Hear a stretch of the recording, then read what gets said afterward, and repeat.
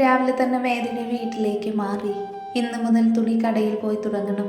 ഇല്ലെങ്കിൽ പണയം വെച്ചത് എങ്ങനെ തിരിച്ചെടുക്കും? ഇപ്പൊ ജോലി ഒരു അത്യാവശ്യമായി മാറിയിരിക്കുന്നു. പെട്ടെന്ന് തന്നെ വാതിൽ തുറന്ന് അകത്ത് കയറി ഡ്രസ്സ് മാറ്റി ഇറങ്ങി. തറവാട്ടിലെ പോലെയല്ല, ഇവിടെ നിന്ന് കുറച്ച് നടന്നാൽ മതി ബസ് സ്റ്റോപ്പിലേക്ക്. ഒരു കുറുക്ക് വഴിയുണ്ട്, അതിലെ നടന്നാൽ പെട്ടെന്നെത്തും. ഉച്ചയ്ക്ക് കഴിക്കാനൊന്നും എടുത്തില്ല, അല്ലെങ്കിലും ഉണ്ടാക്കാൻ എവിടെയാ നേരം. പുറത്തുനിന്ന് എവിടുന്നെങ്കിലും കഴിക്കാമെന്ന് വിചാരിച്ചു. 8:30 ആയപ്പോഴേക്കും ടൗണിലെത്തി. കടകൾ തുറക്കുന്നതേ ഉള്ളൂ. തുണിക്കട ജിബിയേട്ടൻ തുറന്നിട്ടുണ്ട്. നീ ഇത്ര നേരത്തെ വന്നു? ആൾക്ക് അത്ഭുതം. ജിബിയേട്ടനെ നോക്കി ഒന്ന് പുഞ്ചിരിച്ചു.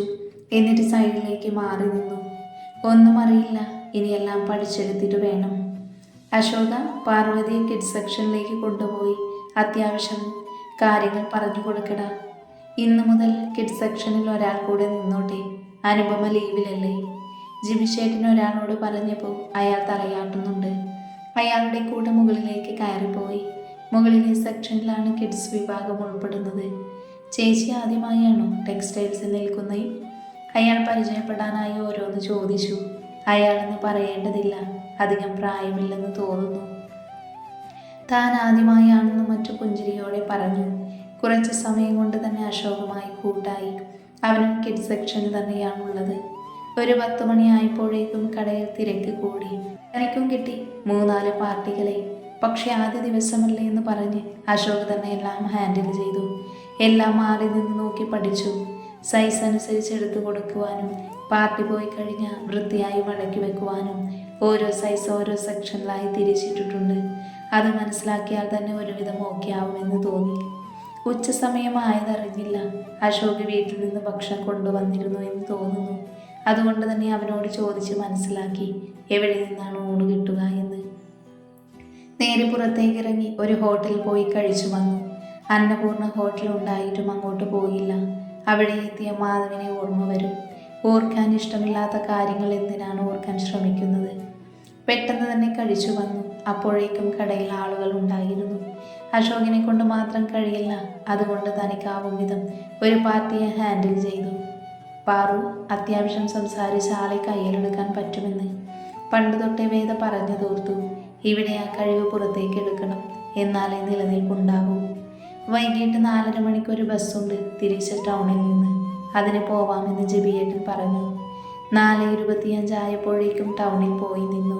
ബസ് വന്നപ്പോൾ ഓടിക്കയറി. വീട്ടിലേക്ക് കുറച്ച് പച്ചക്കറിയും പലവ്യഞ്ജന സാധനങ്ങളും കൂടി വാങ്ങിയിട്ടുണ്ട്. ഉച്ചയ്ക്ക് നന്നായി കഴിക്കാൻ പറ്റിയില്ല. നാളെ മുതൽ എന്തെങ്കിലും ഉണ്ടാക്കി കൊണ്ടുവരണമെന്ന് ഓർത്തു മനസ്സിൽ. വീട്ടിലെത്തിയപ്പോൾ 5:15 വാതിൽ തുറന്നുള്ളിലേക്ക് കയറി. നല്ല ക്ഷീണമുണ്ട്, ഒന്ന് കുളിക്കണം. പെട്ടെന്ന് തന്നെ തോർത്തെടുത്ത് കുളിക്കാൻ കയറി. കുളിച്ചിറങ്ങി അടുക്കളയിൽ കയറി ചോറടുപ്പത്ത് വെച്ചു. തറവാട്ടിലെ ഒരു ഗ്യാസ് ചിന്നു തന്നിരുന്നു. അടുത്ത മാസം ആവുമ്പോഴേക്കും അത് നിറച്ചു കൊടുത്താൽ മതിയെന്ന് പറഞ്ഞു. അതുകൊണ്ടൊരാശ്വാസമുണ്ട്. വിറകി കിട്ടുകയാണെങ്കിൽ നന്നായിരുന്നു. ചോറുന്ന അതിലിട്ടാൽ മതി. ചോറ് വേവാൻ എത്ര നേരമായെടുക്കുക?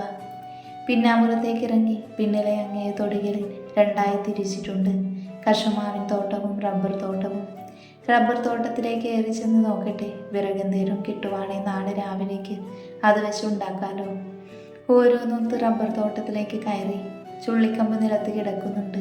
കാട് പിടിച്ചത് കൊണ്ട് അങ്ങനെ കാണുന്നില്ല. ഓരോ കമ്പ് വെച്ചെടുത്തപ്പോഴേക്കും ആരോ അപ്പുറത്ത് ഒച്ചയെടുക്കാൻ തുടങ്ങി. ആരാണ്ട് എൻ്റെ തൊടിയിൽ കയറിയേ? ചോദിക്കാതെ എടുത്തതിന് അയാൾ കളിക്കുന്നുണ്ട്. അയാൾ ദൂരെയാണ് നിൽക്കുന്നത്. പക്ഷെ ആളുടെ കയ്യിൽ ഒരു കറുത്തിരുണ്ട നായയുമുണ്ട്. കണ്ടിട്ട് അൽസേഷനാണെന്ന് തോന്നുന്നു. അതിൻ്റെ നാവ് ചുവന്നിരിക്കുന്നു. കണ്ടാൽ തന്നെ പേടി തോന്നും. നാവ് പുറത്തേക്കിട്ട് ശ്വാസമെടുക്കുന്ന നായ.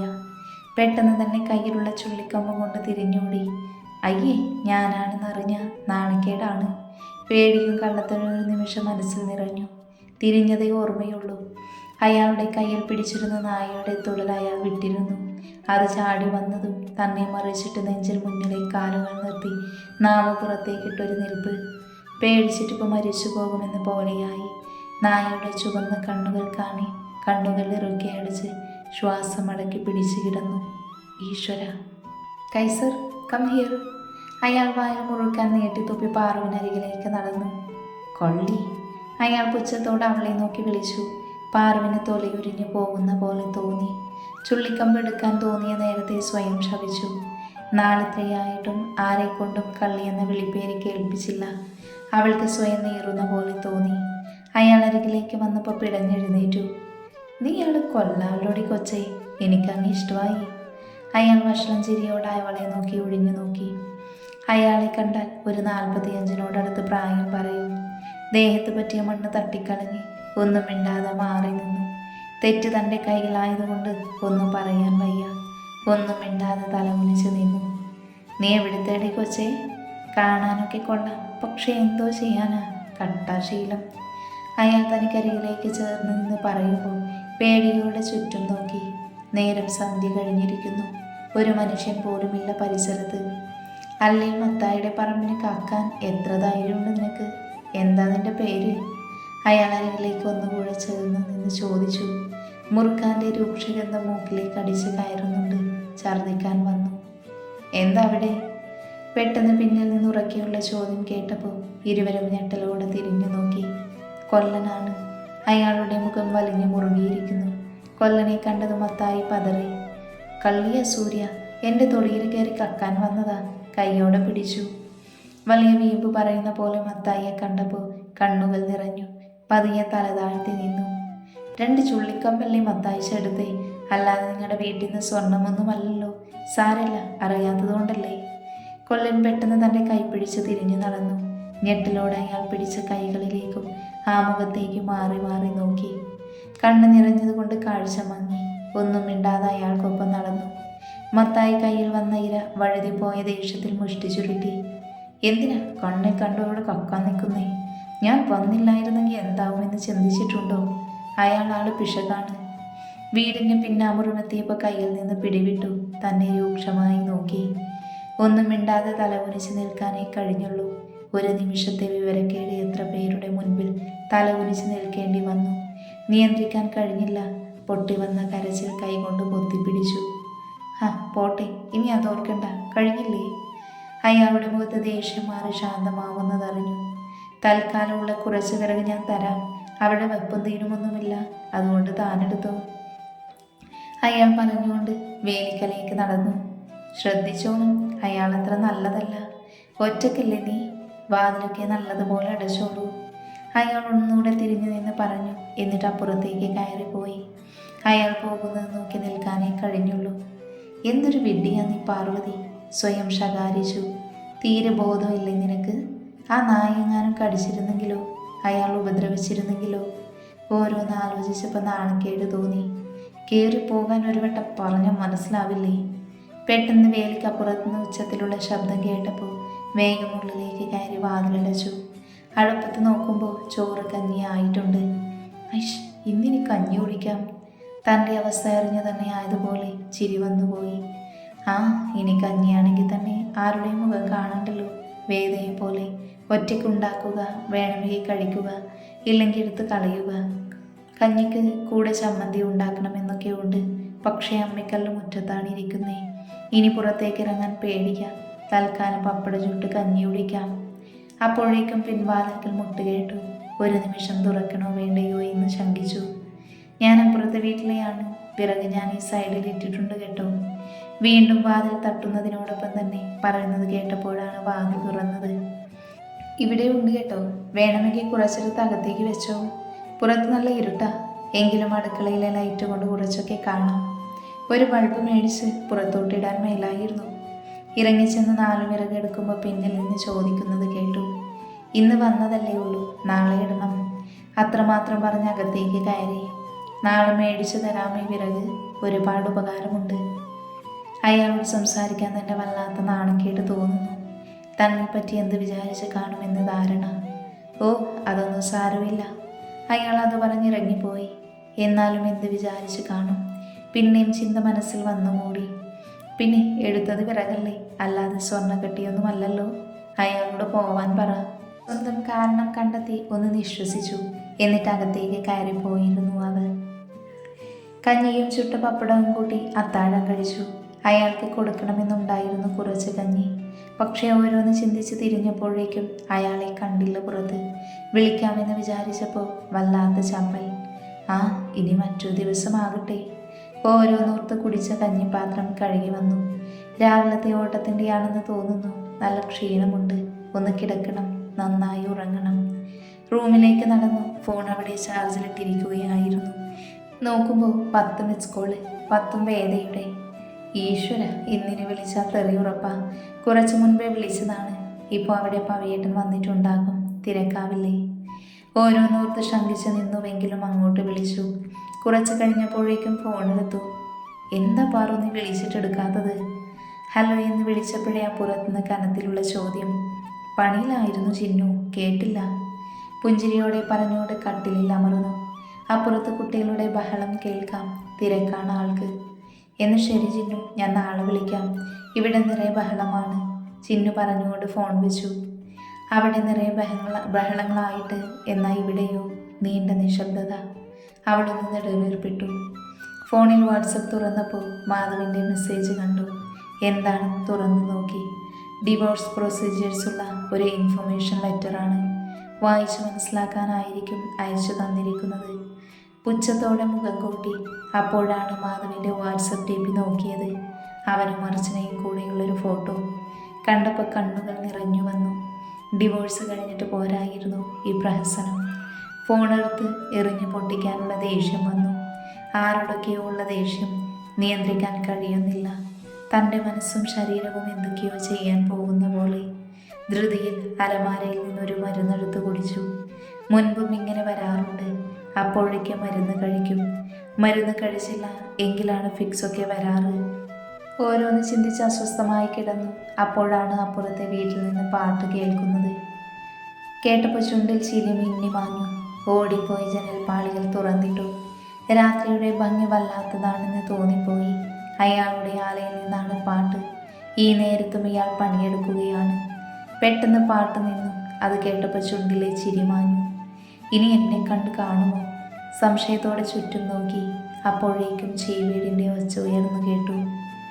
പാട്ട് വീണ്ടും കേൾക്കാൻ തുടങ്ങിയപ്പോൾ പുഞ്ചിരിയോടെ വന്ന് കട്ടിലിൽ കിടന്നു. ഇന്ന് നടന്ന കാര്യങ്ങൾ മനസ്സിലേക്ക് ഓടിയെത്തി. അയാൾ വന്നില്ലായിരുന്നുവെങ്കിൽ ആ മത്തായി എന്നെ ഓർത്തപ്പോൾ വിറയിൽ ബാധിച്ചു. കണ്ണുകൾ ഇറുക്കെ മൂടി കിടന്നു. രാവിലെ നേരത്തെ എഴുന്നേൽക്കേണ്ടതാണ്.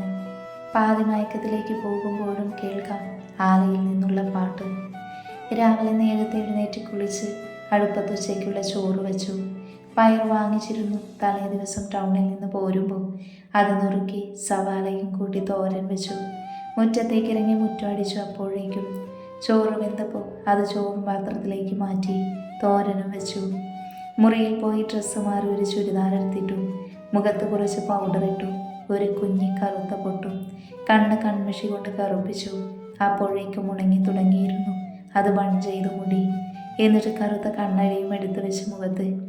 ധൃതിയിൽ ഇറങ്ങാൻ നേരമാണ്. വാച്ചെടുത്തില്ലല്ലോ എന്ന് ഓർത്തത്. മേശമേലുണ്ടായിരുന്ന വാച്ചെടുത്ത് കയ്യിൽ കെട്ടി അടുക്കളയിലേക്ക് നടന്നു. ചോറ്റും പാത്രം എടുത്ത് ബാഗിൽ വെച്ചു. ഒരു കുടയും. എപ്പോഴാ മഴ പെയ്യാ എന്നറിയില്ലല്ലോ. വാതിൽ പൂട്ടി വേഗതയിൽ ഇറങ്ങി. പോകുന്ന പോകിൽ അപ്പുറത്തേക്കൊന്ന് പാളി നോക്കി. ആരെയും കാണുന്നില്ല. പാടത്തൂടെ നടക്കുമ്പോൾ കണ്ടു റോഡിലൂടെ വരുന്ന ബസ്.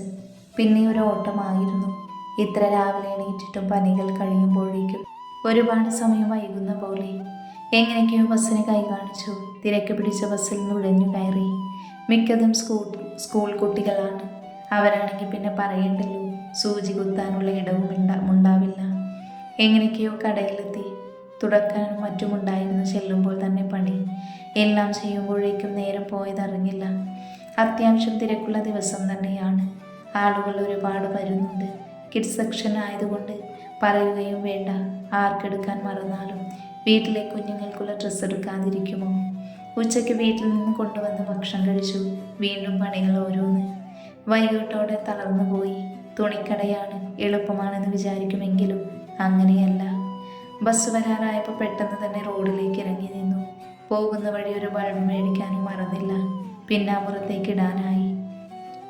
കവലയിലെത്തി നേരെ തറവാട്ടിലേക്ക് നടന്നു. ഇന്നലെ രാത്രി വേദ വിളിച്ചതാണ്. ഒന്ന് പോയി കാണണം അവളെ. പോകുന്ന വഴിയിൽ കുഞ്ഞുങ്ങൾക്ക് മിഠായി മേടിച്ച് ജോസേട്ടൻ്റെ കടയിൽ നിന്ന്. നീ തിരിച്ചു പോണില്ലേ കൊച്ചേ? ജോസേട്ടൻ കുശലം ചോദിക്കുന്നിടയിൽ ചോദിച്ചപ്പോൾ ഇല്ല എന്ന് മറുപടി കൊടുത്തു. അതെന്നാടി? പിന്നെയും കുത്തി ചോദിക്കുവാണ്. ഞാനിന്ന് പോട്ടെ ചേട്ടാ, അമ്മ തിരക്കും. പറയാൻ താല്പര്യമില്ലാത്ത പോലെ മിഠായി മേടിച്ച് തറവാട്ടിലേക്ക് നടന്നു. എന്തൊക്കെ അറിയണം നാട്ടുകാർക്ക്, അവൾ പിറുപിറുത്തു. അല്ലെങ്കിലും നാട്ടുകാരുടെ നാക്ക് നമുക്ക് പിടിച്ചു നിർത്താൻ പറ്റില്ലല്ലോ. എന്തെല്ലാം സംശയമാവുമെന്നോ നമ്മളെ കണ്ടു കിട്ടിയ. നെടുവീർപ്പിട്ട് നേരെ നോക്കുന്നത് തറവാട്ടിലേക്കാണ്. വേദ ഉമ്മറത്ത് തന്നെയുണ്ട്. പുഞ്ചിരിയോട് അവളുടെ അരികിലേക്ക് ചെന്നു. നീ വന്നോ? ദാ നിനക്കുള്ള കത്ത്. അവൾ പെട്ടെന്ന് കയ്യിലുള്ള 2 കാപ്പി കവറുകൾ തനിക്കായി നീട്ടി. 2 സംശയത്തോടെ അവളുടെ കയ്യിൽ നിന്നത് മേടിച്ചു. എന്നിട്ട് പൊട്ടിച്ചു. എന്താ പാറു 2 കത്തൊക്കെ? വേദ സംശയത്തോടെ നോക്കുവാണ്. ഒരു കത്തെടുത്ത് പൊട്ടിച്ചു. അത് മറ്റൊന്നുമല്ല, ഡിവോഴ്സ് പേപ്പറാണ്. പ്രതീക്ഷിച്ചതുകൊണ്ട് സങ്കടമൊന്നും തോന്നിയില്ല. കത്ത് മുഴുവനായി ഒന്ന് കണ്ണോടിച്ചു. അത് വേദയ്ക്ക് തന്നെ കൊടുത്ത് മുഴുവൻ വായിച്ച് തൃപ്തിയാവട്ടെ എന്നവൾ. കയ്യിലെ മറ്റേ കത്തിലേക്ക് കണ്ണുകൾ നീണ്ടു. പൊട്ടിച്ചാലോ? ഒരു നിമിഷം ആലോചിച്ചു. പിന്നെ ആ കത്തുമെടുത്ത് പൊട്ടിച്ചു വായിച്ചു. ഒറ്റക്കാവുന്ന നേരം കണ്ണെടുക്കണം. ഒരു രൂപം നിന്നെ ഓർത്ത് എപ്പോഴുമുണ്ട്. ആൾക്കൂട്ടത്തിൽ തനിയെയാണ് അവനും എന്ന് നീ മറക്കരുത് കേട്ടോ. എന്നിട്ട് ചിരിക്കുന്നൊരു ഇമോജിയും ഇട്ടിട്ടുണ്ട്. ആഹാ, ആശാൻ കാര്യമായി എഴുതാൻ തുടങ്ങിയിരിക്കുന്നല്ലോ. ഇന്നും കത്തിലൊരു അഡ്രസ്സുണ്ട്. അതിനർത്ഥം മറുപടി പ്രതീക്ഷിക്കുന്നു എന്നല്ലേ? ആ, മറുപടി അയച്ചേക്കാം. പുഞ്ചിരിയുടെ ബാഗിൽ എടുത്തു വെച്ച് 2 കത്തും. കുറച്ചു നേരം തറവാട്ടിൽ നിന്നാണ് വീട്ടിലേക്ക് പോയത്. ചായയും അവിടെ നിന്ന് തന്നെ കുടിച്ചു. വേദയോട് ഇന്നലത്തെ വിശേഷം പറഞ്ഞു. പുള്ളിക്കാരി ഇരുന്ന് ചിരിക്കുന്നുണ്ട്. മത്തായിയുടെ കാര്യം എത്തിയപ്പോഴാണ് ആള് ചിരിയൊന്ന് നിർത്തിയത്. എല്ലാം നോക്കി കണ്ടു നിന്നോ എന്ന് പറഞ്ഞ് ശകാരിച്ചു. ഒപ്പം ഒരു കെട്ട് വിറകും തന്നു. തറവാട്ടിൽ പിന്നെ തൊടികളുള്ളത് കൊണ്ട് വിറകിന് പഞ്ഞമില്ല. ഓലമടലും ചുള്ളിക്കമ്പും ചകിരിയും അങ്ങനെയായിട്ട് കുറേ കിട്ടും.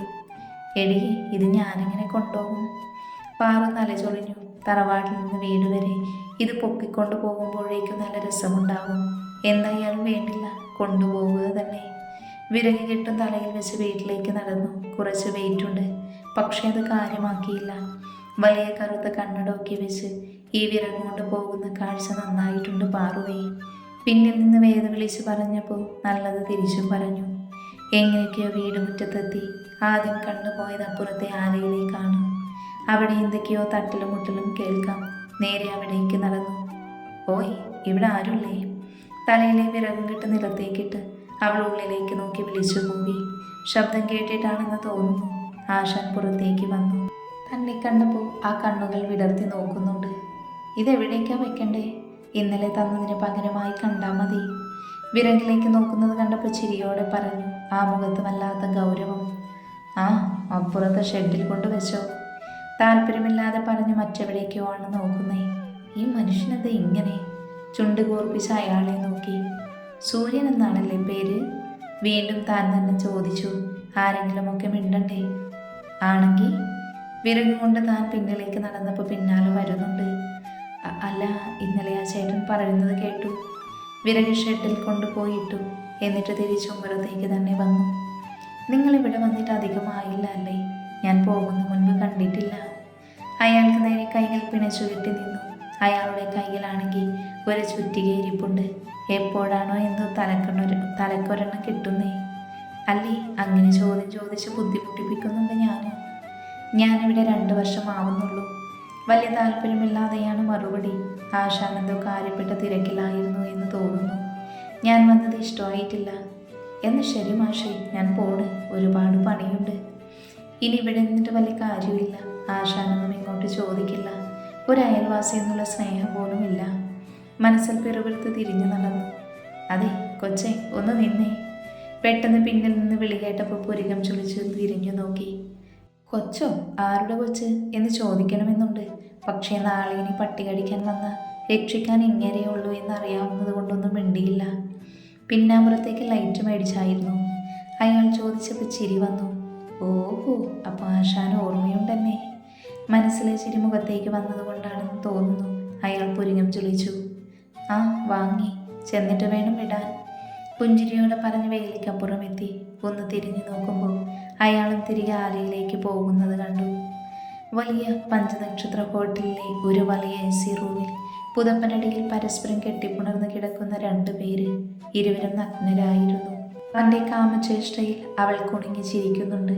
ഒടുക്കം ഒരു തളർച്ചയോട് അവളുടെ മാറിലേക്ക് മുഖം പൊഴുതി കിടക്കുമ്പോൾ അവളുടെ ചുണ്ടിൽ വിജയപുഞ്ചിരി ഉണ്ടായിരുന്നു. തളർന്നു മാധവ്. ആ സ്ത്രീ ശബ്ദം ചിലമ്പിച്ചു. അവൻ കണ്ണുകൾ ഉയർത്തി അവളെ അവശതയോടെ നോക്കി. അവൻ പുഞ്ചിരിച്ചു. പിന്നല്ലാതെ. മാധവിൻ്റെ കണ്ണുകളിൽ ആശ്ചര്യം നിറഞ്ഞു. ഈ സന്തോഷം ഡിവോഴ്സ് കിട്ടുന്നു എന്നുള്ളതിലല്ലേ, അതോ എന്നെ ഇന്ന് അനുഭവിക്കാൻ പറ്റിയെന്നതിലോ? അവൾ അവൻ്റെ മുടിയിൽ കൊരുത്ത് പിടിച്ചു. രണ്ടുമുണ്ട് നീതു, ഇന്ന് എൻ്റെ ഡേയാണ്. കണ്ടോ, അവളായിട്ട് തന്നെ എനിക്ക് ഡിവോഴ്സ് തന്നത്. ഈ ദിവസത്തിനു വേണ്ടി എത്ര കാലമായി ഞാൻ കാത്തിരിക്കുന്നു എന്നറിയില്ലേ നിനക്ക്? അർച്ചന മരിച്ചപ്പോൾ, അല്ല കൊന്നപ്പോൾ നിന്നെ എനിക്ക് കിട്ടുമെന്ന് ഉറപ്പിച്ചതാ ഞാൻ. പക്ഷെ നിന്റെ തള്ളോ ആ പന്നമോളതിന് സമ്മതിച്ചില്ല. നിന്നെ ഒരു രണ്ടാം കെട്ടുകാരനെ കൊണ്ട് കെട്ടിക്കില്ല പോലും. മാധവിൻ്റെ മുഖം ദേഷ്യം കൊണ്ട് കറുത്തു. അതറിഞ്ഞതുപോലെ നീതു അവന് മുകളിലേക്ക് കയറി കിടന്നു. അവൻ്റെ ചുണ്ടിനെ സ്വന്തമാക്കി നുണഞ്ഞു. ഒരു ദീർഘ ചുംബനത്തിനൊടുവിൽ അവനിൽ നിന്ന് നീതു വേർപെടുമ്പോൾ അവൻ്റെ മുഖം ശാന്തമായിരുന്നു. അന്നു മുതൽ ഈ മാധവ് കളി തുടങ്ങിയത് അമ്മോളെ. അതിനിടെ പാർവതിയുടെ കല്യാണാലോചന വന്നത്. കൊന്നേനെ ഞാൻ അവളെയും. അർച്ചനയെപ്പോലെ അവളും എന്നിൽ അധികാരം കാണിച്ചിരുന്നുവെങ്കിൽ. പക്ഷേ അവൾക്ക് എന്നോടൊരു താല്പര്യവും ഉണ്ടായിരുന്നില്ല.